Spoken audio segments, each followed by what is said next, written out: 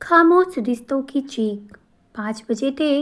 अंधेरे कमरे में सिर्फ घड़ी की टिक टिक सुनाई दे रही थी।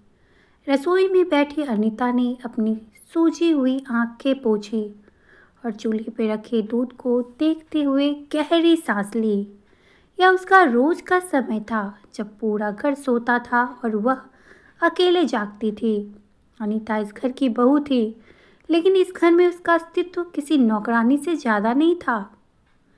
शादी को 7 साल हो चुके थे, पर हर सुबह उसे ऐसा लगता मानो वह आज ही इस घर में आई हो, डरी हुई, अनजान और चुप। सात शारदा देवी का नाम सुनते ही अनीता की उंगलियां अपने आप कांपने लगती थी। शारदा देवी उस किस्म की औरत थी जिसके चेहरे पर हमेशा सिकन रहती थी और जुबान पर हमेशा ही ताने रहते थे। बहू है या बोझ, आज तक समझ ही नहीं आया। यह वाक्य अनीता ने ना जाने कितनी बार सुना था। अनीता की शादी बड़े सपनों के साथ हुई थी। माँ ने कहा था कि बेटी ससुराल तेरा अपना घर होगा, लेकिन आज 7 साल बाद भी अनीता खुद से ये सवाल पूछती थी, अगर ये मेरा घर है तो मुझे हर दिन मेहमानों की तरह क्यों रहना पड़ता है यहाँ। उसका पति राकेश कभी कभी अच्छा बन जाता था, पर ज़्यादातर वक्त माँ की ही हाँ में हाँ मिलाने वाला एक कमज़ोर आदमी था। माँ ठीक तो कहती है, यह एक वाक्य अनीता की आत्मा को हर बार तोड़ देता था। अनीता इस वाक्य से हर बार टूटती थी। अनीता की गोद में एक 5 साल की बेटी थी, पाखी। पाखी इसकी पूरी दुनिया थी। जब भी शारदा देवी अनीता को ताने मारती, पाखी चुपचाप माँ का पल्लू पकड़ लेती। उसकी मासूम आंखों में सवाल होते, डर होता। एक दिन पाखी ने मासूमियत से पूछा, माँ, दादी हमसे प्यार क्यों नहीं करती हैं? अनीता के पास इस सवाल का कोई भी जवाब नहीं था। वह बस बेटी को सीने से लगाकर रो पड़ी। उस दिन घर में एक बड़ा झगड़ा हुआ। शारदा देवी ने सबके सामने चिल्लाकर कहा, इस लड़की ने हमारे खानदान को बेटी थमा दी। अगर ये बेटा होता तो आज मेरा सिर गर्व से ऊंचा होता। इस बात पे अनीता का सिर झुक गया। राकेश चुप रहा। उस चुप्पी ने अनीता को सबसे ज्यादा चोट पहुंचाई थी। रात को जब सब सो गए, अनीता छत पर चली गई।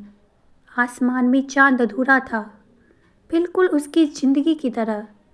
उसने पहली बार खुद से सवाल किया, क्या मैं सच में इतनी कमज़ोर हूँ? क्या मेरी बेटी भी इसी डर में बड़ी होगी?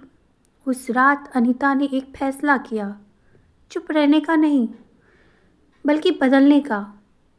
अगले दिन अनीता ने पाखी का दाखिला एक अच्छे स्कूल में कराने की बात की। इस बात पर शारदा देवी भड़क उठी। लड़कियों को इतना पढ़ाने की जरूरत नहीं होती। अनीता ने पहली बार धीमी लेकिन मजबूत आवाज में कहा, माँ जी, मेरी बेटी पढ़ेगी। पूरा घर सन्न रह गया। राकेश ने हैरानी से अनीता की तरफ देखा।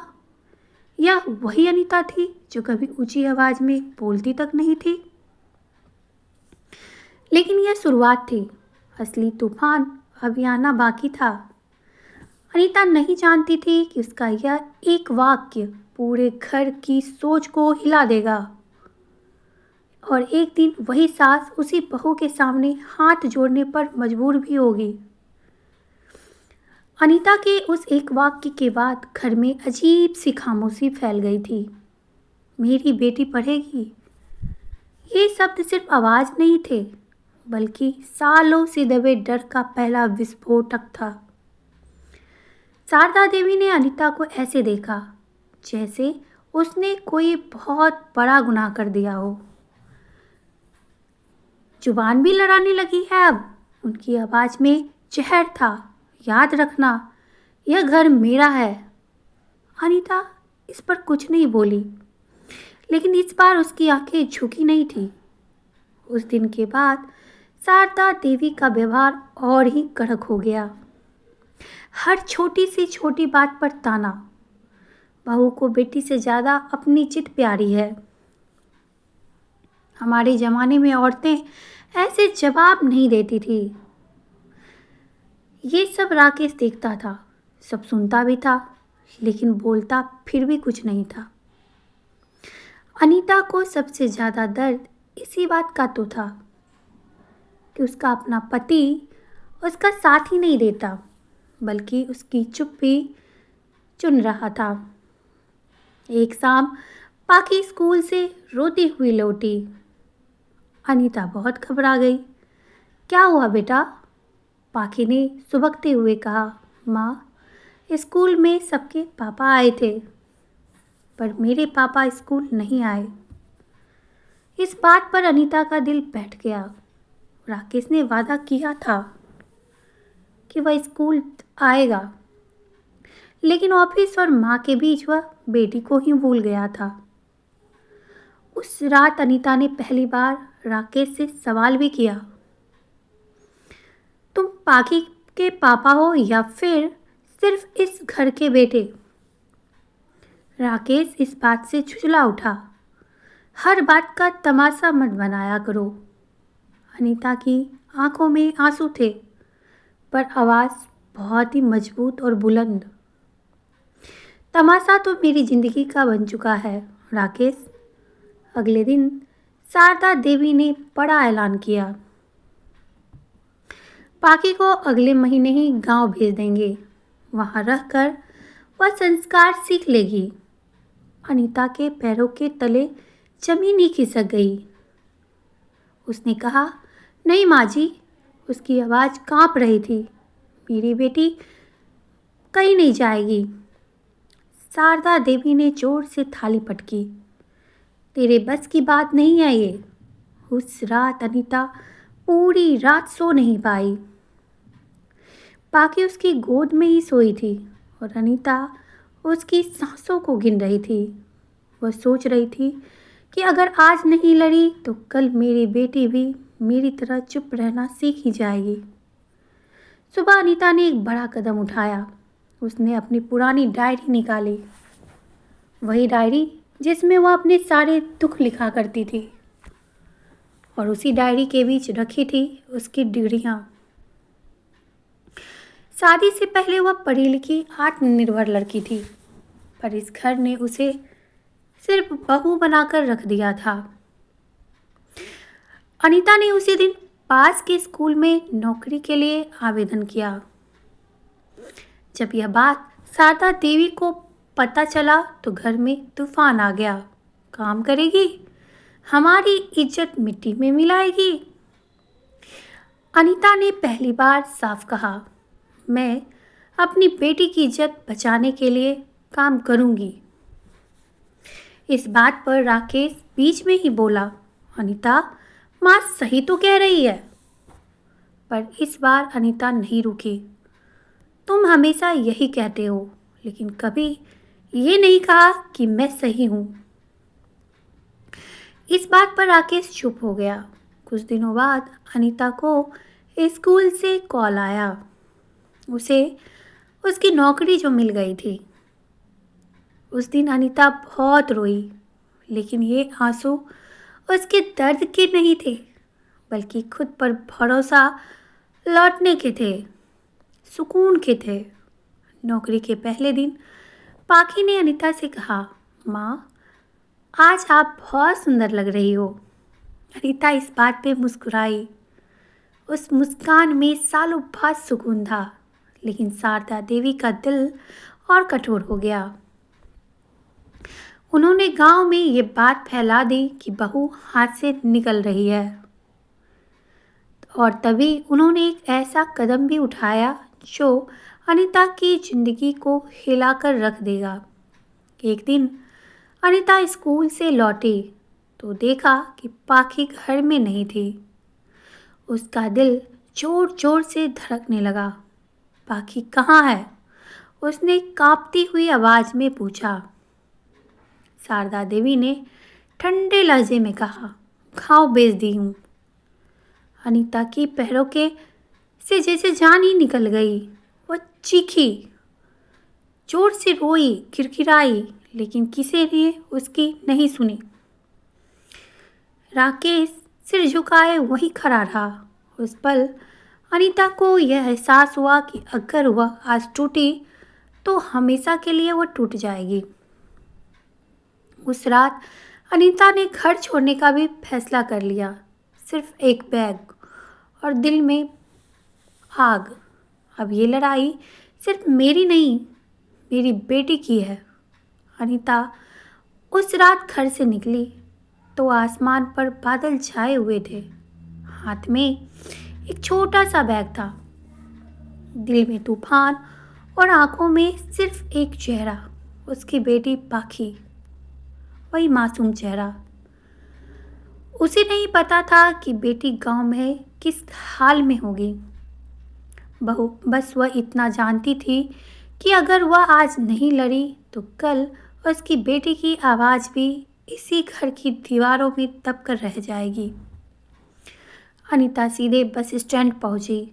रात के 12 बज चुके थे, पर नींद उसकी आंखों से मानो कोसों दूर थी।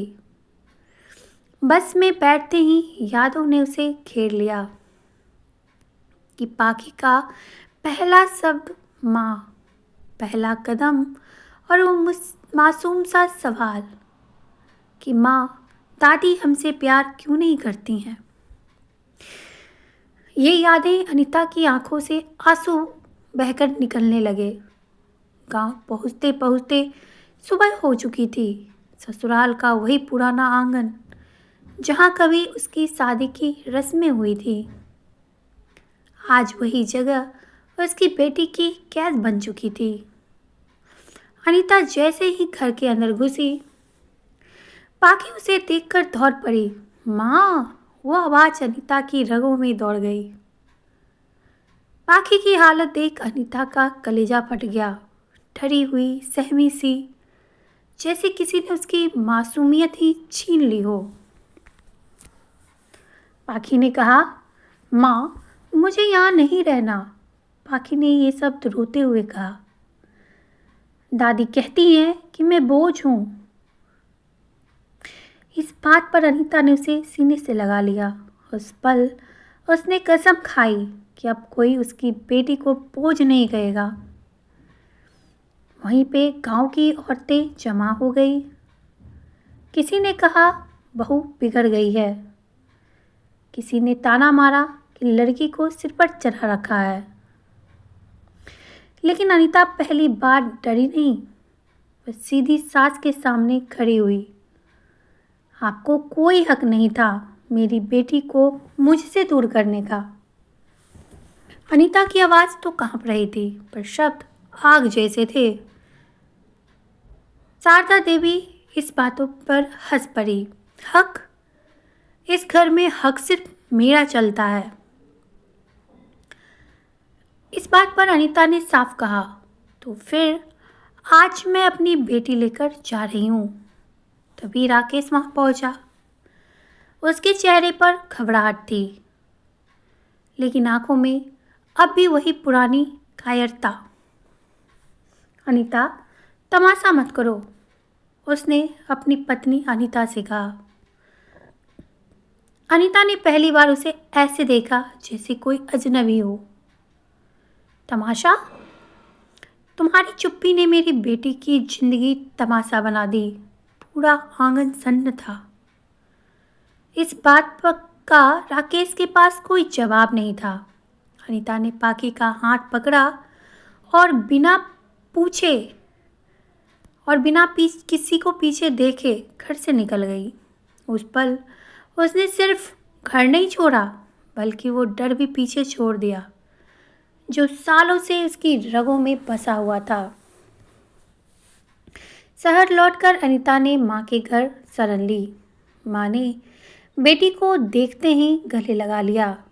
इतना सहा और बताया तक नहीं हमें। माँ रो पड़ी। अनीता ने कहा, अब और नहीं सहूंगी माँ।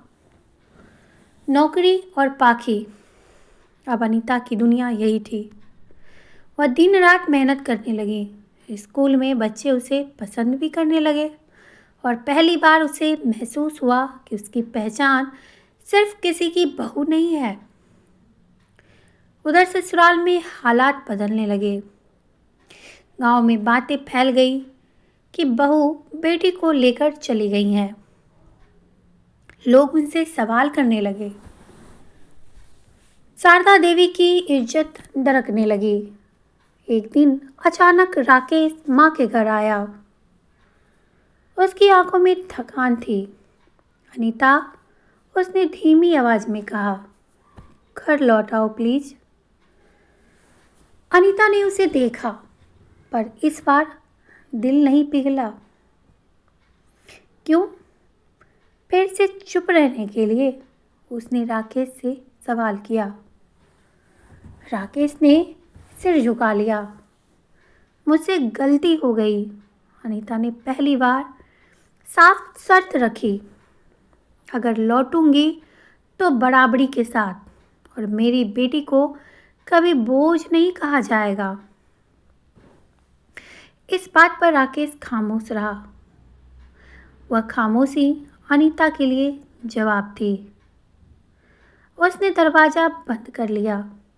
उस रात अनीता बहुत रोई, पर ये आंसू उसके हार के नहीं थे। ये आंसू एक औरत के बदलने के थे।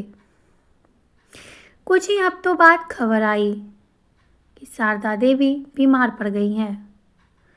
घर बिखर रहा था और अब वही सास जिसने बहू को निकाला था, उसी बहू की उन्हें ज़रूरत महसूस हो रही थी।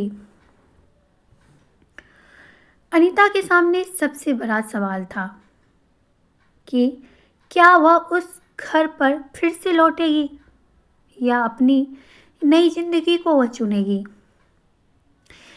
शारदा देवी की बीमारी की खबर सुनकर अनीता देर तक चुप बैठी रही। उसके मन के अंदर तूफान था। एक तरफ वो अपमान, वो ताने, वो जुल्म, और दूसरी तरफ वही सास जो आज बिस्तर पर असहाय पड़ी थी। माँ ने अनीता से पूछा, क्या करोगी अब? अनीता ने गहरी सांस ली। मैं इंसानियत चुनूंगी माँ, डर नहीं।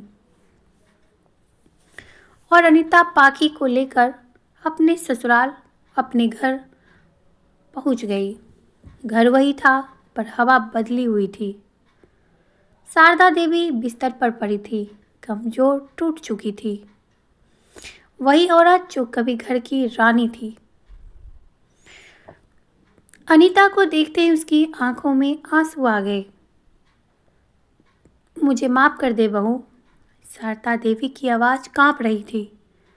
मैंने तुझे बहुत दुख दिया। अनीता कुछ पल चुप रही। वह चाहती तो पुराने घाव को गिना सकती थी, पर उसने ऐसा कुछ नहीं किया। मैं माफ़ी के लिए नहीं आई, अनीता ने शांत स्वर में कहा। मैं अपनी बेटी का हक लेने आई हूँ। शारदा देवी सन्न रह गई। अनीता ने साफ शब्दों में कहा, अगर मैं इस घर में रहूंगी तो पाखी को बोझ नहीं, घर की रौनक समझा जाएगा, और अगर ऐसा नहीं हुआ तो मैं चली जाऊंगी, और वो भी हमेशा के लिए। राकेश पहली बार खुलकर बोला, माँ, गलती मेरी भी थी। मैंने पत्नी और बेटी का साथ क्यों नहीं दिया। उसकी आवाज़ में शर्म था। शारदा देवी की आंखों से आंसू बहने लगे। मुझे लगता था सख्ती से घर चलता है, पर आज समझ आया, डर से नहीं, प्यार से रिश्ते बचते हैं। कुछ दिनों बाद शारदा देवी ठीक होने लगी। घर में धीरे धीरे बदलाव भी आया। वही सास अब पाखी को स्कूल छोड़ने जाती और लोगों से गर्व से ये कहती, मेरी पोती बहुत होशियार है। अनीता ने नौकरी नहीं छोड़ी। राकेश ने भी बदलने की पूरी कोशिश की। अब वह सिर्फ बेटा नहीं था, पति और पिता भी बनने लगा था। एक दिन पाखी ने अनीता से कहा, माँ, दादी अब मुझे बोझ नहीं कहती। अनीता की आंखें भर आई। अनीता ने उस दिन महसूस किया कि जीत का मतलब हमेशा ही किसी को हराना नहीं होता, कभी कभी सोच बदलना भी जीत होती है। घर में एक छोटा सा समारोह था। शारदा देवी ने सबके सामने अनीता के पैर भी छुए। तो बहू नहीं, मेरी गुरु है। पूरा घर रो पड़ा। अनीता ने उन्हें उठाया और कहा, अब कोई किसी से छोटा नहीं है। रात को अनीता छत पर खड़ी थी। आसमान पूरा चांद से भरा था। इस बार अधूरा नहीं था। पाखी उसके पास आकर बोली, माँ, अब सब ठीक है ना? अनीता ने मुस्कुराकर कहा, हाँ बेटा, अब सब ठीक है। दोस्तों, आपको ये कहानी कैसी लगी? अगर इस कहानी से कुछ सीख मिलती है तो आप मेरे चैनल को ज़रूर सब्सक्राइब करके बेल आइकन को प्रेस करिए और कमेंट करके ज़रूर बताइएगा कि आपको मेरा ये छोटा सा प्रयास कैसा लगा और शेयर ज़रूर कीजिएगा।